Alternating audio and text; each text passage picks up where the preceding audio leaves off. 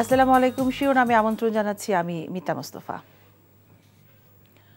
পুলিশের আবেদনের প্রেক্ষিতে সাবেক আইনমন্ত্রী আনিসুল হক এবং সাবেক বেসরকারি শিল্প ও বিনিয়োগ বিষয়ক উপদেষ্টা সালমান এফ রহমানকে তৃতীয় দফায় 5 দিন করে রিমান্ড দিয়েছে আদালত।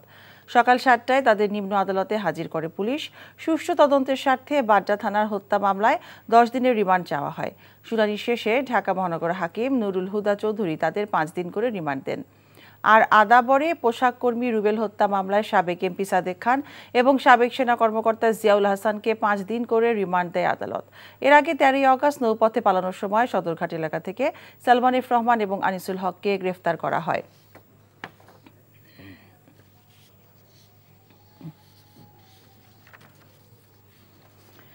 সাবেক বাণিজ্যমন্ত্রী টিপু মুন্সিকে গুলশান এলাকা থেকে গ্রেফতার করেছে র্যাপিড অ্যাকশন ব্যাটালিয়ন র্যাব। বুধবার রাতে র্যাব সদর দপ্তর থেকে পাঠানো এক খুদে বার্তায় এই তথ্য নিশ্চিত করা হয়। 5 অগস্ট সরকার পতনের পর থেকে আত্মগোপনে ছিলেন টিপু মুন্সি। দেশের সার্বিক বন্যা পরিস্থিতির কিছুটা উন্নতি হচ্ছে, তবে দুর্গত এলাকায় দেখা দিয়েছে পানিবাহিত নানা রোগ। পানি নিষ্কাশন ব্যবস্থার ত্রুটির কারণে অনেক স্থান থেকে ধীরগতিতে নামছে বানের পানি।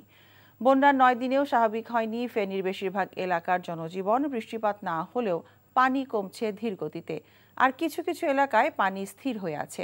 এই অবস্থায় চরম দুর্ভোগে পড়েছে ফেনীর মানুষ। খাদ্য এবং বিশুদ্ধ পানির সংকটে তারা না পারছেন আশ্রয় কেন্দ্রে থাকতে, আবার রাস্তাঘাট ও বসত ঘরে পানি থাকায় নিজ বসত ঘরেও ফিরতে পারছেন না।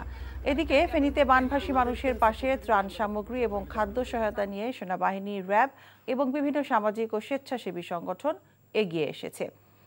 নোয়াখালীর 9টি উপজেলায় বন্যা পরিস্থিতি কিছুটা উন্নতির দিকে, পানি কিছুটা নামলেও রয়ে গেছে ক্ষতচিহ্ন।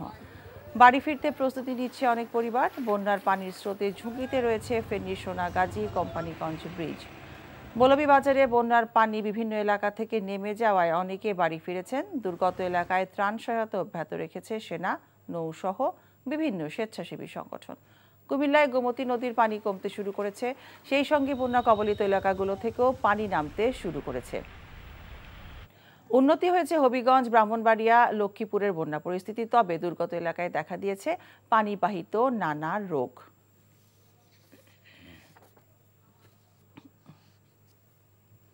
বন্যার খবর জানতে আমরা যাচ্ছি কুমিল্লার রসুলপুর এলাকায়। সেখানে আছেন আমাদের স্থানীয় প্রতিনিধি মাহফুজ নান্টু। নান্টু, আপনি যে এলাকায় আছেন সেই এলাকায় বন্যার পানির অবস্থা এখন কি, আর ত্রাণ সামগ্রী কি পৌঁছাতে পারছে ওখানকার বন্যা কবলিত মানুষের কাছে?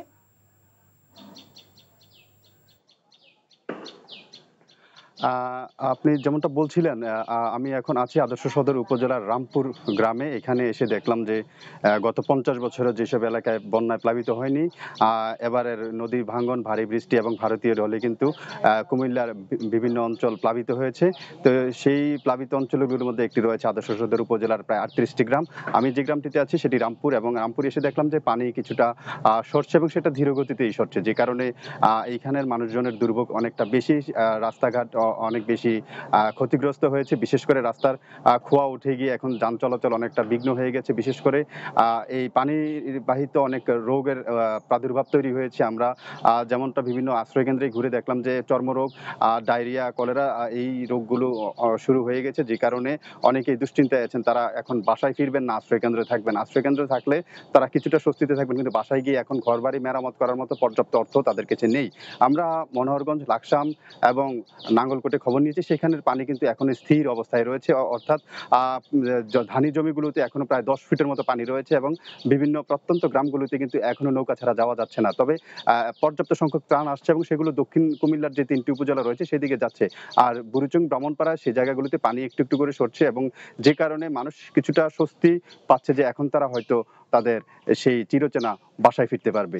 মিতা, এই ছিল কুমিল্লা থেকে বন্যার সর্বশেষ। কুমিল্লার রসুলপুর থেকে জানছিলাম বন্যার সবশেষ খবর। শিরোনাম এটুকুই। এই খবরের ভিডিও সহ আপডেট জানতে ভিজিট করুন এনটিভি অনলাইন www.ntvbd.com। এছাড়াও এনটিভি জনপ্রিয় সব অনুষ্ঠান এবং খবরের আপডেট জানতে ভিজিট করুন আমাদের ইউটিউব ও ভেরিফাইড ফেসবুক পেজ। 12টার মধ্যাহ্নে খবর দেখার আমন্ত্রণ রইল। সবাইকে ধন্যবাদ।